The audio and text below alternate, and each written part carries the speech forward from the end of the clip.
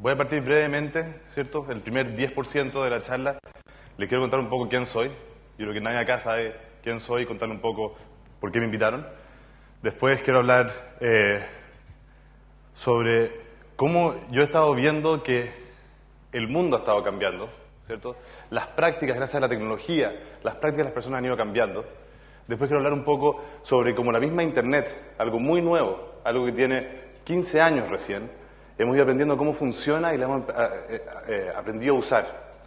Y después quiero terminar dándole un par de claves, por mi experiencia, o como decía Roberto, dándote cuenta de cómo las cosas no se hacen, finalmente descubrí cuáles son las cosas que sí resultan y cuáles son las claves para hacer un proyecto en Internet exitoso. Yo voy a hablar específicamente sobre Internet hoy día. Ese es el tema que yo quiero contarles. Hoy día se ha hablado sobre emprendimiento, sobre innovación, sobre tecnología también, pero yo me voy a dedicar específicamente a mi tema favorito, lo que más me fascina, que es Internet. Mi nombre es Leo Prieto, ese es mi blog. Yo nací en 1979, el 13 de mayo. De hecho, el día que yo nací fue el día que la primera estación espacial internacional, el Skylab, dejó de existir. Justo ese día se cerró el proyecto y se desintegró al reingresar a la atmósfera. Yo nací un día en que el ser humano no solo ya había llegado a la Luna, no solo existía la televisión, existía el teléfono, existía la electricidad, sino que teníamos este tipo de cosas que todavía aparecen en ciencia ficción. Tuve la suerte de nacer en esta época y tenemos la suerte de todos nosotros de estar viviendo en esta época.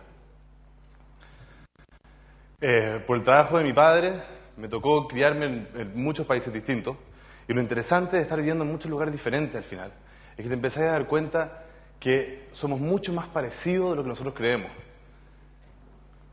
Uno siempre escucha, ¿cierto?, sobre lo raros que son los asiáticos, ¿cierto?, lo extraño que hacen las cosas la gente en Arabia, o lo diferente que son los tipos en Suecia. Y la verdad es que los vaya a ver y te empezás a dar cuenta que sus mismos miedos, sus mismas preocupaciones son mucho más parecidas. Y son más las cosas que nos unen. Te empezás a dar cuenta de una cosa que yo no aguanto, es que escucho mucha gente diciendo, bueno, es que en Chile las cosas son así. Es que así son en Chile. Y te empezás a dar cuenta que te vayas a Suecia y en Suecia dicen lo mismo. Y nosotros acá miramos Suecia y decimos, qué maravilla. Y te vayas a Holanda, que es un país increíblemente civilizado, y ellos dicen lo mismo. Y se chaquetean también. El chaqueteo que es tan chileno, en verdad, no es tan chileno. Es algo muy común en todas partes. Las personas con sus conciudadanos son muy así. Siempre es cosa de ver, ¿cierto?, al caballo que puede tener un prado gigante de pasto, pero siempre está pegado a la reja viendo el pasto que está al otro lado. Bueno, a todos nos pasa mucho eso. Y nos damos cuenta. O sea, me di cuenta, tuve la suerte de crecer en países distintos y darme cuenta de eso. Yo nunca tuve un computador, un Atari, un Nintendo, hasta como los 13 años. Yo agarraba los juguetes que tenía y los desarmaba y los convertía en otra cosa. Me ponía a leer enciclopedias. Nunca tuve un Atari. Y a los 12 años llegó este computador a mi casa, por primera vez. Primero que nada, yo odié a mi madre porque era un Mac. No era compatible. Yo quería un PC, como todos mis amigos en el colegio, para poder intercambiar juegos con ellos.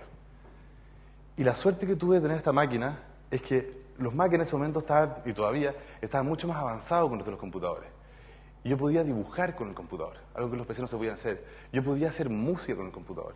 Yo podía hacer un montón de cosas. Y al final lo que yo hacía antes de agarrar el autito control remoto y romperlo y convertirlo en la lancha control remoto, podía empezar a investigar y hacer cosas con esto. Y nunca más me despegué. 2 años después, el año que yo recibí el computador, el 93, es un año después de que se inventó la web. Recién en el 92, o sea, algo muy reciente, se inventó la web.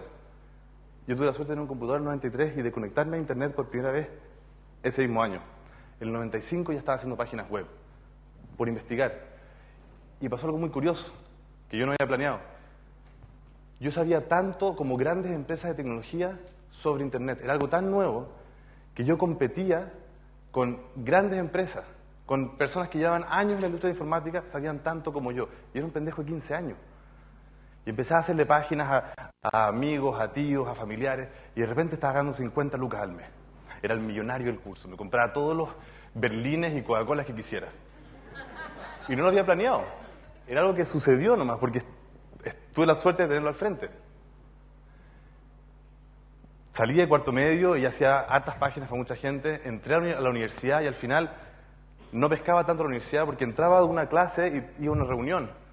Tenía un día una entrega por un examen y tenía el mismo día una entrega para un cliente importante. Entonces al final terminé dejando la la universidad, y esa marca que empecé en la pieza de mi mamá a los 15 años, lo convertí en una empresa de verdad.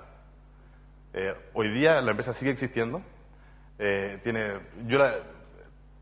Trabajé dentro de la empresa hasta que tuvo como 50 empleados, los clientes más grandes, algunos de los auspiciadores de acá. De hecho, Copec, el sitio web de Copec, que está actualmente arriba, lo hizo en mi oficina. Marca gigantesca.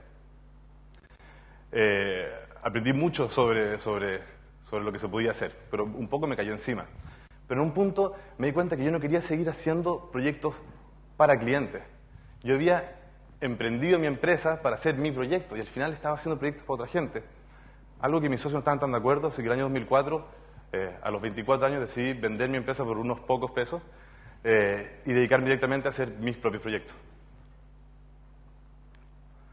El primero de ellos fue Simio, un sitio de aviso clasificado. Era un servicio que yo sabía que no existía. O sea, me daba cuenta que no me gustaba cómo funcionaba el sistema de avisos clasificados de los diarios. No me gustaba cómo funcionaba el sistema de avisos clasificados de remate o Mercado Libre. Y había visto que existía en otras partes otra forma de hacer las cosas. Entonces hice mi propio servicio.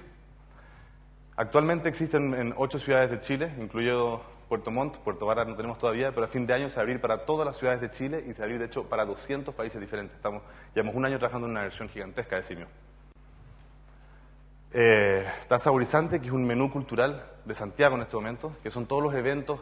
Tú te metes un día, ¿cierto? Y puedes ver desde lo que están dando en el Teatro Municipal hasta un rave techno que hay en un cerro, hasta una fiesta, una liquidación en una tienda, todos los eventos que están sucediendo en el día en Santiago. Actualmente solo Santiago, estamos creciendo durante el próximo, el primer semestre del próximo año, dentro de Chile y también Buenos Aires y Barcelona. Luego Firewire, que quizás este es un proyecto que algunos de ustedes pueden conocer. Es un blog de tecnología, que al igual que todos estos proyectos, es algo que yo me daba cuenta que no existía. Y que hacía falta. O sea, yo me daba cuenta que agarraba el diario y veía que había salido, ¿cierto? En una esquinita hablaban sobre el computador Sony no sé cuánto. Pero yo sabía que ese computador Sony, que el diario había agarrado, copiado y pegado el comunicado de prensa y que decía que era increíble, había salido en verdad en Estados Unidos hace un año. Y no era un computador tan bueno. Pero el diario llegaba flojo, copiaba el texto y lo pegaba. Y no había un análisis. O en las noticias, en la televisión o en la radio, no se hablaba de tecnología, o se hablaba la pasada, ¿cierto? Como el tipo que subía una muralla con una moto. Y eso era tecnología. Como que era lo raro que estaba pasando. En un fin de semana inventé este blog, una ex polola me dio el nombre y empecé a publicar su tecnología. El primer mes teníamos 3.000 lectores. Era un blog para Chile, eso es lo que ahí es donde yo me daba cuenta que hacía falta. Hoy día es el blog, desde el viernes pasado se acaba de convertir en el blog más leído de América Latina, el número 1 de América Latina. Hace 6 meses éramos el tercer lugar, hace un par de semanas éramos el segundo, y desde el viernes acabamos de pasar al más leído, que era un mexicano, y somos nosotros ahora. Y esa experiencia fue la que me enseñó muchas cosas que les quiero comentar yo hoy día, de cómo se partió sin gastar ni un peso en publicidad, sin un presupuesto enano. Somos 5 personas que trabajamos hoy en día, y hoy día somos el medio, el blog más leído de América Latina, pero somos uno de los principales medios, al final, de tecnología, en español. No habíamos hecho un servicio para 15 millones de chilenos, habíamos hecho un servicio para 420 millones de hispanoparlantes. Y el último proyecto que terminé llamando en 2006 fue una empresa llamada Artback de asesoría y donde hacemos investigación y desarrollo para muchos clientes. Y ahí empecé a dar cuenta también lo desconectados que estaban las empresas de lo que estaba pasando. Bien. En Artback tenemos una frase que es un poco broma.